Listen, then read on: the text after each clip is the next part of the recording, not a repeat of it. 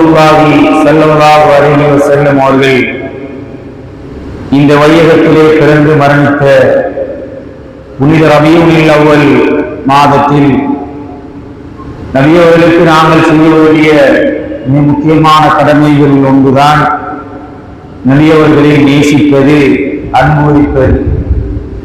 ஒருவரை நேசிக்க வேண்டுமாக இருந்தால், அன்பு வைக்க வேண்டுமாக இருந்தால், அவருடைய செயற்பாடுகள், அவருடைய உடைநடை பாவனை, அவரை பற்றிய அறிவு எங்களிடத்தில் இருக்க வேண்டும்.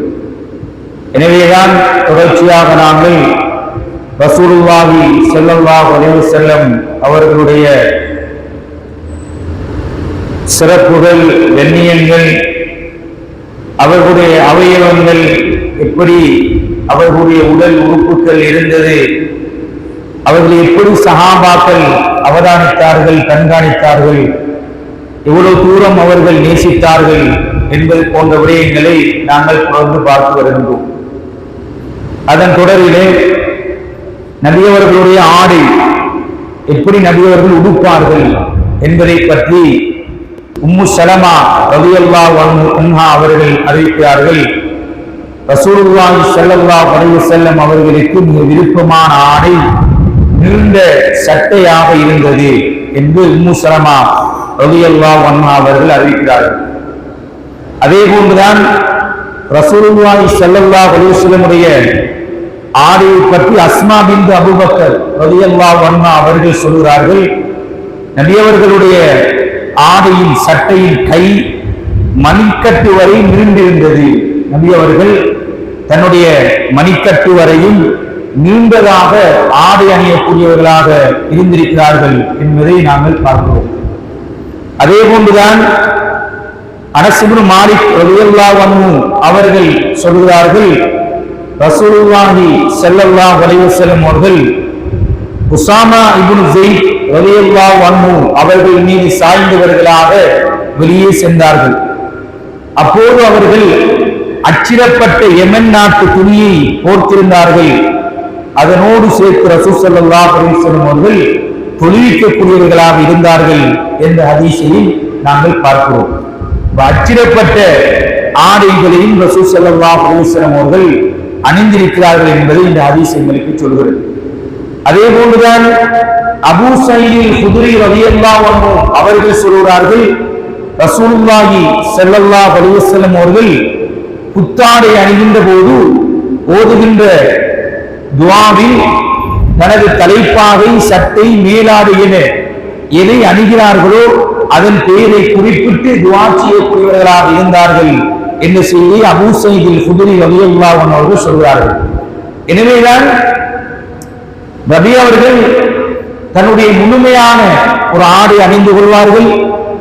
அதனோடு சேர்த்து ஒரு தலைப்பாகை, நாங்கள் முன்னே பார்த்தோம், நபி அவருடைய தலை எந்த நேரமும் மறைந்திருக்கும். அதிகமாக தலையில எண்ணெய் பூசக்கூடியவர்களாக நபி அவர்கள் இருந்தார்கள். அந்த எண்ணெய் அவர்களுடைய அந்த தலையில இருக்கின்ற அந்த புடவையிலே அது அப்படியே படிந்திருக்கும் என்ற செய்தியை நாங்கள் பார்த்தோம். இங்கே அபூ சயீத் குத்ரி ரலியல்லாஹு அன்ஹு அவர்கள் சொல்கிறார்கள், நபி அவர்கள் சட்டை, மேலாடை, அதே மாதிரி தலைப்பாகை ரசூல் ஸல்லல்லாஹு அலைஹி வஸல்லம் அவர்கள் அணியக்கூடியவர்களாக இருந்தார்கள் என்ற செய்தியை நாங்கள் பார்க்கிறோம். அதே போன்றுதான் அனஸ் இப்னு மாலிக் ரலியல்லாஹு அன்ஹு அவர்கள் சொல்கிறார்கள், ரசூலுல்லாஹி ஸல்லல்லாஹு அலைஹி வஸல்லம் அவர்களுக்கு மிக விருப்பமான ஆடை அவர்கள் அணியும் யமன் நாட்டு அச்சிடப்பட்ட போர்வையாகும் என்ற செய்தியையும் அனஸ் இப்னு மாலிக் ரலியல்லாஹு அன்ஹு அவர்கள் அறிவிக்கிறார்கள். அதே போன்று ஜுஹைதா ரலியல்லாஹு அன்ஹு அவர்கள் சொல்கிறார்கள், ரஅய்து நபிய ஸல்லல்லாஹு அலைஹி வஸல்லம் வ அலைஹி ஹுல்லத்துன் ஹம்ரா, நபி அவர்களுடைய சிவப்பு நிற ஆடை அணிந்திருப்பதை நான் பார்த்துள்ளேன். அந்த ஆடையிலே நபி அவருடைய கால்கள் அழகு நிறைந்து அப்படியே பிரகாசித்திருந்தது, இப்போதும் நான் பார்ப்பது போல் இருக்கிறது என்று ஜுஹைபா ரலியல்லாஹு அன்ஹா அவர்கள் அறிவிக்கிறார்கள்.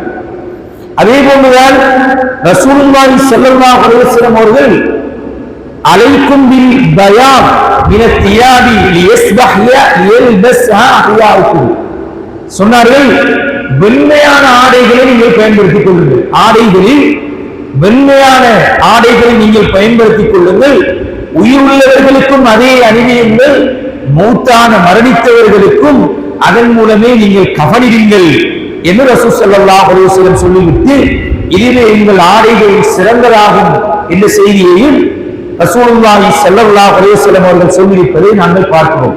நபி அவர்கள் மிக விருப்பமான கலரான வேறு வேறு நிறங்களுடைய ஆடைகள் அணிந்திருக்கிறார்கள், சிவப்பு நிற ஆடை அணிந்திருக்கிறார்கள். ஆனால் நபி அவர்களுக்கு மிக விருப்பமான ஆடையாக வெண்மையான ஆடை இருந்திருப்பதை நாங்கள் பார்க்கிறோம். இன்னொரு சந்தர்ப்பத்தில் சமுரா பின் ஜுந்துப் ரலியல்லாஹு அன்ஹு அவர்கள் சொல்கிறார்கள், இல்பிசு அல் பயாத ஃபஇன்னஹா அத்ஹரு வஅத்யரு வகஃபினு ஃபீஹா மூதாக்கும். நபி அவர்கள் சொன்னார்கள், வெண்மையான ஆடைகளை அணியுங்கள், அது தூய்மையானதும் பரிசுத்தமானதும் ஆகும், நீங்கள் மரணித்தவர்களுக்கும் அதன் மூலமே கவனிடுங்கள் என்று ரசூல் ஸல்லல்லாஹு அலைஹி வஸல்லம் அவர்கள் சொன்ன செய்தியை நாங்கள் பார்க்கிறோம். அதே போன்று ஆயிஷா ரலியல்லாஹு அன்ஹா அவர்கள் சொல்கிறார்கள், ரசூலுல்லாஹி ஸல்லல்லாஹு அலைஹி வஸல்லம் அவர்கள் காலை நேரத்திலே வெளியே சென்றார்கள். அப்போது கருப்பு நிற முடியால் செய்யப்பட்ட கம்பளி போர்வை நபி அவர்கள் அணிந்திருந்தார்கள். நபி அவர்கள் எல்லா நிறத்திலான ஆடைகளையும் நபி அவர்கள் அணிந்திருக்கிறார்கள் என்பதை நாங்கள் பார்க்கிறோம். அதே போன்றுதான் பொதுவாக ரசூலுல்லாஹி ஸல்லல்லாஹு அலைஹி வஸல்லம் அவர்கள் காலுறைகளை குஃப் என்று சொல்லக்கூடிய ஒரு நாங்கள் அணியக்கூடிய சப்பாத்துக்கு மேலே உள்ளே அணியக்கூடிய வீடுகளுக்குள் பள்ளிவாயிலுக்குள் தொடரான அவர்களுடைய அந்த சூடான கிளைமேட், கடுமையான சூடான அந்த கால நிலையை கவனத்தில் கொண்டு குஃப் என்று சொல்லக்கூடிய ஒரு காலணி அணியக்கூடியவர்களாக ரசூலுல்லாஹி ஸல்லல்லாஹு அலைஹி வஸல்லம் அவர்கள் இருந்திருக்கிறார்கள். அதுவும் 2 கருப்பு நிற சாதாரண காலணிகளை நஜ்ஜாசி மன்னர் நபி அவர்களுக்கு அன்பளிப்பு வழங்கினார். அது ரசூலுல்லாஹி ஸல்லல்லாஹு அலைஹி வஸல்லம் அணிந்து கொண்டார்கள் என்ற செய்தியை நாங்கள் பார்க்கிறோம். அதே போன்றுதான் அனஸ் இப்னு மாலிக் ரலியல்லாஹு அன்ஹு அவர்களிடம் கேட்கப்பட்டது, நபி அவர்களுடைய கால் அடி சப்பாத்து செருப்பு எப்படி இருந்தது என்று கேட்கப்பட்ட போது 2 மார்கள் 2 வார்ப்பட்டைகள் உள்ளதாக ரசூலுல்லாஹி ஸல்லல்லாஹு அலைஹி வஸல்லமுடைய செருப்பு பாதணி இருந்தது என்ற செய்தியை இந்த செய்தி கதாதா ரலியல்லாஹு அன்ஹு அவர்கள் கேட்டு அனஸ் இப்னு மாலிக் ரலியல்லாஹு அன்ஹு அவர்கள் அறிவித்திருப்பதை நாங்கள் பார்க்கிறோம். அதே போன்றுதான் நபி அவர்கள் உரோமம் இல்லாத செருப்புகளை நீங்கள் அணிவதை காண்கிறேன். இது ஏனென்றால் இப்னு உமர் ரலியல்லாஹு அன்ஹுவிடம் நான் கேட்டபோது ரசூலுல்லாஹி ஸல்லல்லாஹு அலைஹி வஸல்லம் அவர்கள் உரோமம் இல்லாத செருப்புகளை அணிந்துள்ளதை நான் பார்த்துள்ளேன்.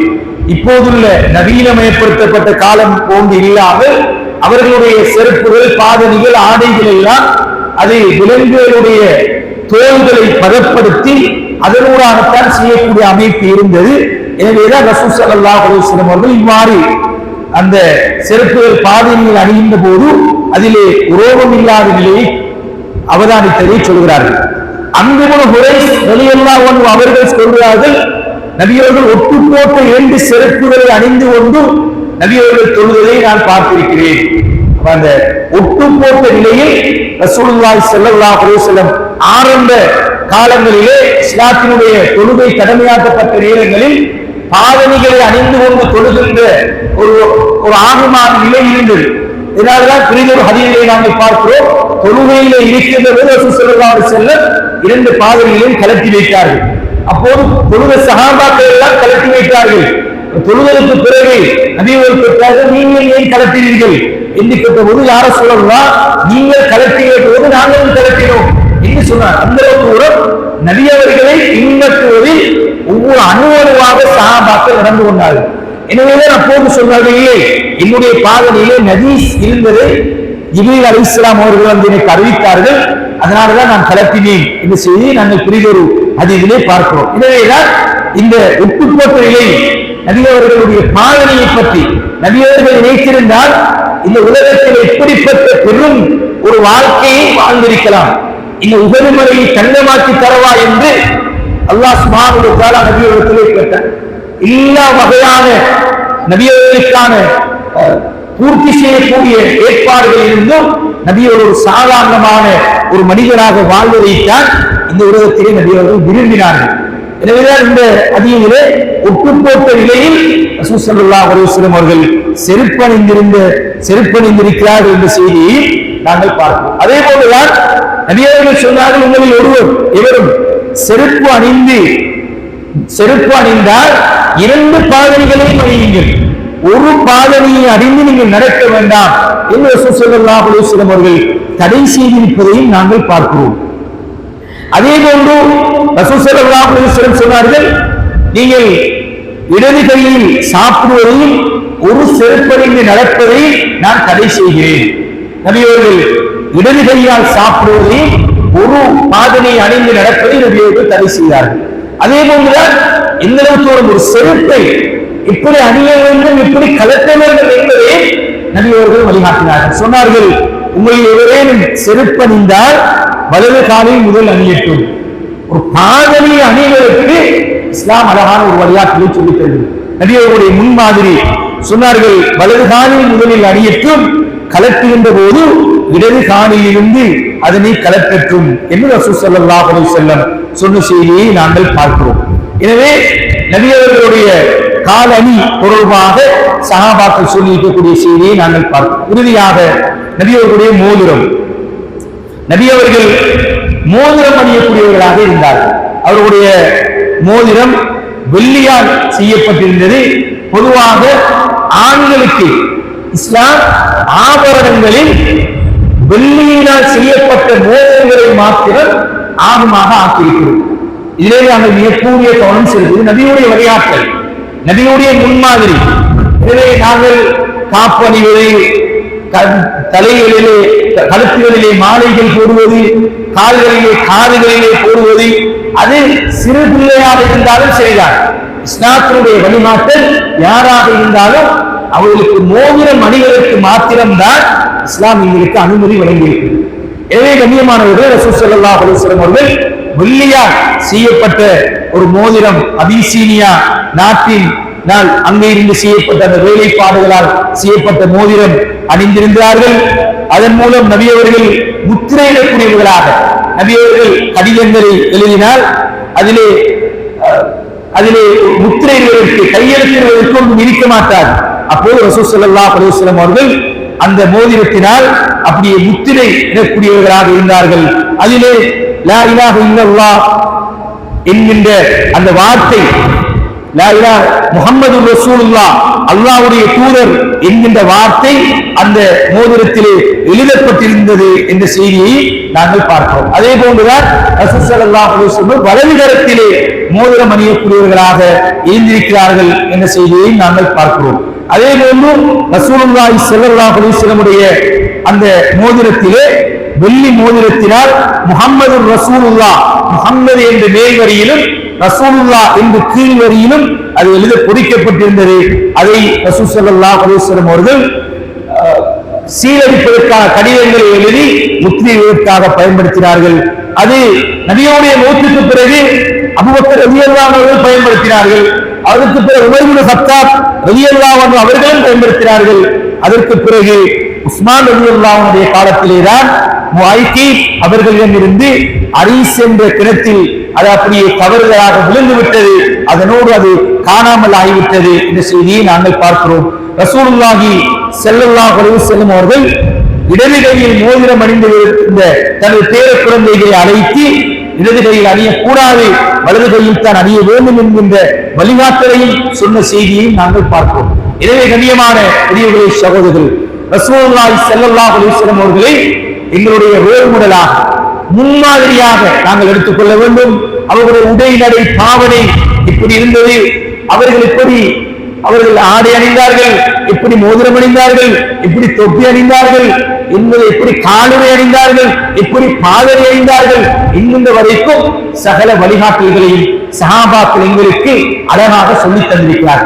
எனவே என்னுடைய முன்மாதிரி நபியவர்களை நேசிப்பது ஒவ்வொரு மூமினுடைய ஈமானோடு தொடர்பட்ட மிக முக்கியமான அம்சமாகும். எனவே அவர்களுடைய வாழ்க்கையை, அவருடைய வரலாறுகளை, அவருடைய உடைகளை, பாவனைகளை அறிந்து தெரிந்து அணுவணுவாக நபியவர்கள் எப்படி இதனை செய்தார்கள், இதனை எப்படி மேற்கொண்டார்கள், எப்படி உலகத்திலே வாழ்ந்தார்கள் என்பதை நாங்கள் எல்லோரும் அறிந்து தெரிந்து படித்து நாங்கள் பின்பற்றுவோம். அல்லாஹ் சுப்ஹானஹு வ தஆலா எங்கள் அனைவரையும் நபியவர்களை உயிருக்குயிராக நேசித்த நல்ல ஒரு கூட்டத்தில் ஆக்குவானாக. வ ஆகிரு தஅவானா அல்ஹம்துலில்லாஹி ரப்பில் ஆலமீன். அஸ்ஸலாமு அலைக்கும் வ ரஹ்மத்துல்லாஹி வ பரகாத்துஹு.